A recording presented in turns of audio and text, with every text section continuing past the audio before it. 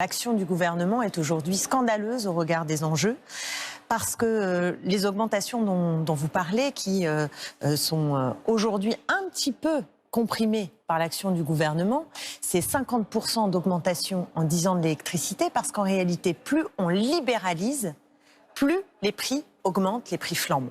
Et on est face à un niveau de vie des Français aujourd'hui qui est très malmené, avec une paupérisation que personnellement je constate dans la circonscription que je représente, à Sevran-Tremblay-Villepinte. C'est terrible ce qui se passe aujourd'hui avec les conséquences du Covid, de la crise économique, et se rajoute ce problème de l'énergie, aussi de l'essence. Donc qu'est-ce qu'il faut faire? Qu'est-ce qu'il faut faire? Parce que là, il a quand même pris des mesures.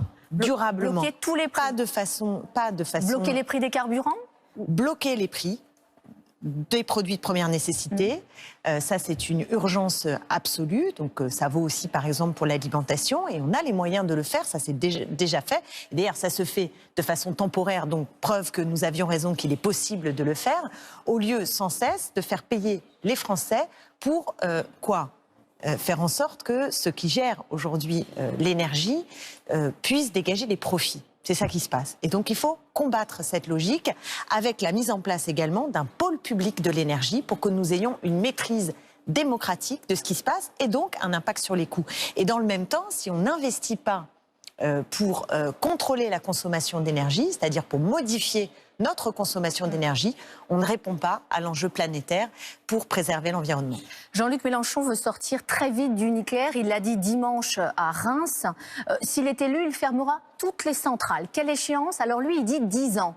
Est-ce que vraiment vous pourrez tenir et fermer toutes les centrales en 10 ans? Je n'ai pas entendu Jean-Luc Mélenchon parler de 10 ans sur le discours qu'il a dit le dimanche. Dernier discours, non, mais vous verrez, il y a un flou. Et vous verrez le programme. Voilà, c'est important.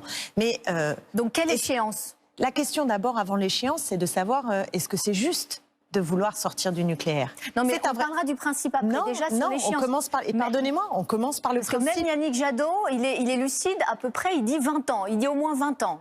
Peut-on commencer par parler du principe? Est-ce que c'est juste ou non de sortir du nucléaire? Voilà. Moi, je pense que la solution aux crises que nous traversons, c'est une solution avec différents biais pour agir. Je l'ai dit tout à l'heure, il faut réduire notre consommation d'énergie. Et quand je dis réduire, c'est déjà commencer par tout ce qui est inutile. Par exemple, vous savez qu'on consomme beaucoup d'électricité inutile avec tous ces éclairages commerciaux. Je pense à ça, je pense aux passoires thermiques, où si on investissait dans la rénovation des bâtiments, eh bien, on cesserait de gaspiller de l'énergie et on baisserait d'ailleurs la facture des Français qui n'ont pas les moyens aujourd'hui de sortir de leur passoire thermique.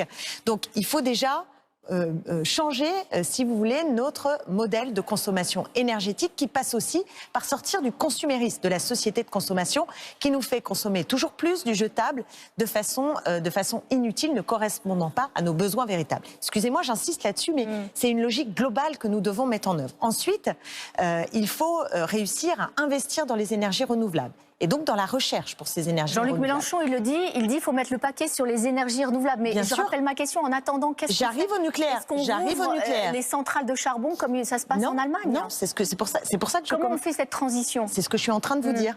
Il n'y a pas un levier, il y a plusieurs leviers. Et quand on arrive à la question du nucléaire, moi je vous pose la question. Est-ce que vous pensez qu'on peut laisser aux générations futures une énergie qui est une énergie dangereuse après Tchernobyl, après Fukushima? Est-ce que vous pensez raisonnable? Qui est une énergie qui est aussi la plus verte et la plus décarbonée? Alors la plus verte, il y a quand même la question des déchets. Ensuite, il y a un autre problème, c'est qu'avec le réchauffement climatique, vous savez qu'un certain nombre de réacteurs ne peuvent pas fonctionner. Cet été, on avait 4 réacteurs sur 10 qui ont été fermés en raison des grosses chaleurs. C'est particulièrement cher, le nucléaire, contrairement à ce qu'on veut nous faire croire.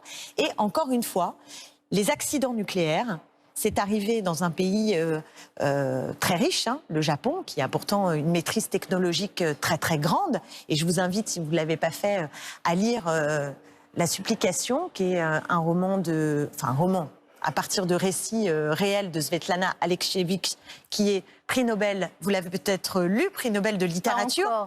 Et je vous recommande cette lecture parce que c'est les effets de Tchernobyl. Mais en fait, ce que donc, si vous voulez votre question, comment on passe en 10 ans d'une énergie je vous ai répondu. Principalement nucléaire à des énergies renouvelables. Nous ne passerons pas en 10 ans. Donc quelle échéance? Quelle sera cette échéance pour vous? Quel est l'horizon?